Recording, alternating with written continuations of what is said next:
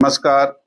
काल नसरापूर या ठिकाणी एक खूप दुर्दैवी आणि दुःखद घटना घडलेली आहे. यामध्ये एक अल्पवयीन 3.5 वर्षाची मुलीवर अत्याचार करण्यात आला आणि त्याची त्यामध्ये हत्या झाली. या प्रकरण पोलिसाकडे काल ज्यावेळी रिपोर्ट झाला, साधारण संध्याकाळी घटना काही 3:30-4 वाजताच्या दरम्यानची आहे आणि 4:15 वाजता ज्यावेळी पोलिसाकडे हे रिपोर्ट झाला तर तातडीने आम्ही त्याचा शोध सुरू केला, आरोपीचा शोध सुरू केला आणि 1 ते 1.5 तासाचे दरम्यान आम्ही हे आरोपी जे आहे त्याला ताब्यात घेतला. परंतु दुर्दैवाने तेव्हापर्यंत त्याचे अत्याचार होता ते झालेला होता आणि ती हत्या झालेली होती.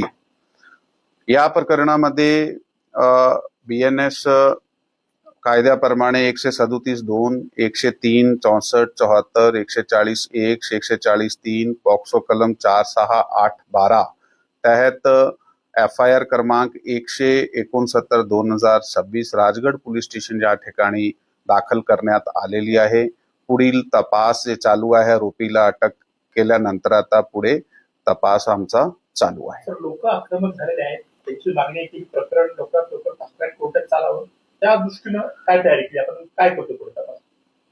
अशा घटना घडल्यानंतर साधारणतः जे एक इमोशनल जे रिॲक्शन जे आहे ते पब्लिक कडून येत आहे. काल सुद्धा अशा प्रकारची एक सिच्युएशन निर्माण झाली होती.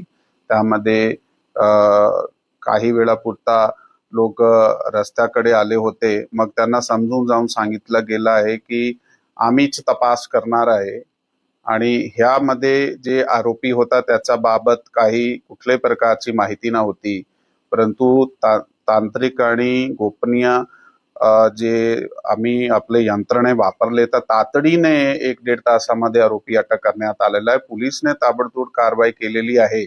आता तुम्ही आमचं सहकार्य करा. ते लोकांनी काल ऐकलाय, सहकार्य केलाय, ते शांततेने आहे, ते प्रोटेस्ट करताय, परंतु ते शांततेने आहे आणि पोलिसाच्या सहकार्य करत आहात.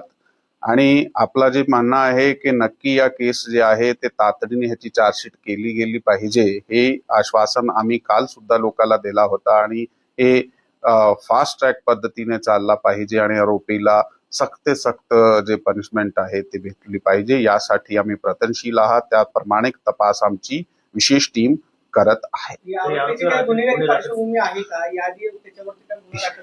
ह्या आरोपीचे विरुद्ध अगोदर अशाही प्रकारचे गुन्हे आहेत. ते 1998 मध्ये त्याच्या विरुद्ध एक विनयभंगाचा गुन्हा होता. त्याच्यानंतर 2015 मध्ये त्याच्या विरुद्ध एक विनयभंग आणि पॉक्सो गुन्हा होता, ज्यामध्ये पॉक्सो आणि विनयभंगाचे कलम होते. त्यातून त्याचा 2019 मध्ये केसमधून ॲक्विटल झालेला आहे आणि हा 65 वर्षाचा व्यक्ती आहे. त्याची प्रवृत्ती तशी आहे असं आमचे तपासामध्ये निष्पन्न झालेलं आहे. तो डेली वेजर आहे. असाही गावात काम करता आहे, इकडे तिकडे काही ठिकाणी.